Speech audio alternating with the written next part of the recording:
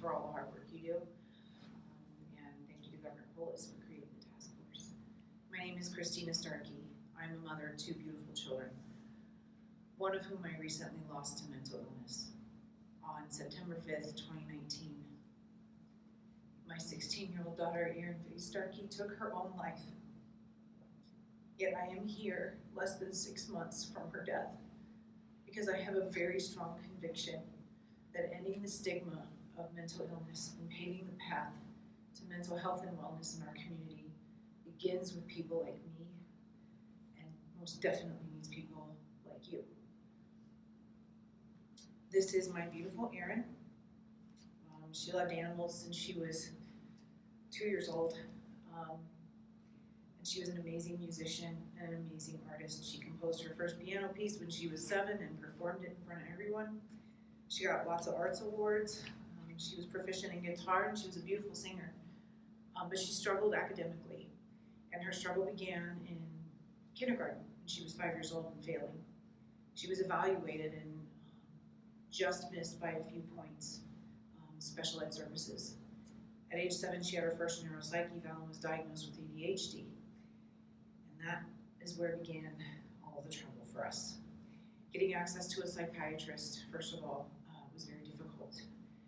There are huge patient loads for mental health and no insurance coverage, almost, for mental health services. So we did cash pay for psychiatric and therapeutic services for her. And it wasn't cheap, but she was, of course, worth it, and then some. We also had to wait long amounts of time in between trying different medications to see how it did, because even though we would try to make the follow-up appointment right away, the psychiatrist was booked way out. So she went through almost every single ADHD medication there is out there, and that was a very painful process for her to have things not work while she struggled daily in school. And then we waited even longer to get in. The school didn't always know what to do with her either. At age 12, she went through another neuropsych eval and she was diagnosed with 3 different learning disabilities, finally, and with an anxiety disorder. That's when her IEP kicked in, and that was pretty helpful. That being said, there was still a disconnect between the school and the therapists and the doctors. And that was me. I became the person who advocated for her, and I was the go-between and the communicator of everyone. And if I wasn't doing that, I don't think she would have had the care that she did have. And there's a lot of parents that work full-time and can't do it.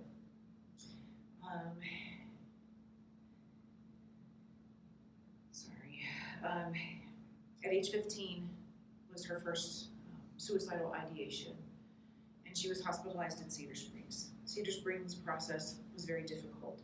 The paperwork on admission alone is at least a 1/4 inch thick. I believe I signed my signature to 13 different pieces of paper. There doesn't seem to be a lot of communication between the units there. They have a partial hospitalization program. They have an acute unit and a residential unit, all of which my daughter had participated in at different times during the year. And there didn't seem to be communication between when there was a transfer between her one unit to the other. I could see that as evidenced by the staff, the way they communicated with her and with me and my family. The other issue was paper charting. Why is there still paper charting in mental hospitals or anywhere? The paper charting, I think, is a barrier to communication among staff and continuity of care. We went through 2 hospitalizations before she was finally diagnosed with bipolar type 2. In total, she had 3 psychiatric providers, tried 5 different antidepressants, 2 different mood stabilizers, and several anxiolytic medications to no avail. She was hospitalized 5 times at Cedar Springs in the last 12 months of her life. And when she was last discharged, I had voiced that she was being discharged too soon and inappropriately. But unfortunately, the criteria for continuing in an inpatient unit is a certain criteria. And if kids are smart, my daughter was brilliant, and for her, she learned how to answer the questions appropriately so that she could get out of the hospital, and she did. 10 days after her discharge, she was dead. I have some suggestions. My suggestions are that we get funding for mental hospitals. I don't know how, and thank God for the task force, because good luck to you, that's your job, thank God, not mine. I believe we need to really push for insurance companies to reimburse for mental health services. I think it's unethical for them not to do so. I think we need to change the criteria for inpatient mental health services to a study-proven measurement scale rather than insurance questions. I think we need to have universal health records that are electronic so that providers can give continuity of care to these patients.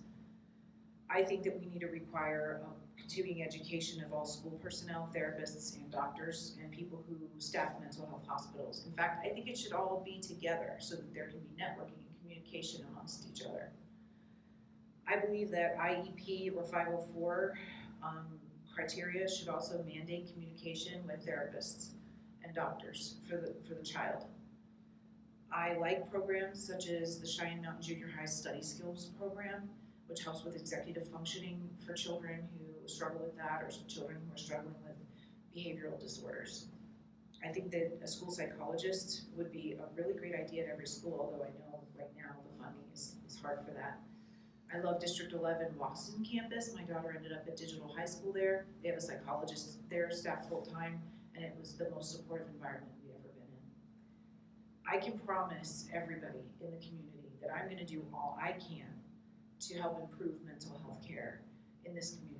Before my daughter's death, I was accepted to the postgraduate psychiatric mental health nurse practitioner program, the certificate program, because I already have a master's in nursing. And so I'm going to continue to go to it in memory of her. I'm going to graduate from that program, and I'm going to provide mental health care services to patients that are like her, who need these services so desperately in our community. And I can promise you I'm going to take insurance. In the meantime, in honor of my baby girl, I am going to be very vocal on social media as well as personally for advocating for the normalization of mental illness and to end the stigma for that.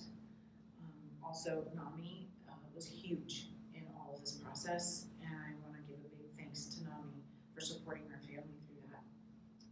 Another supportive group is my suicide awareness group for parents that's here in the community. Right now the name is slipping.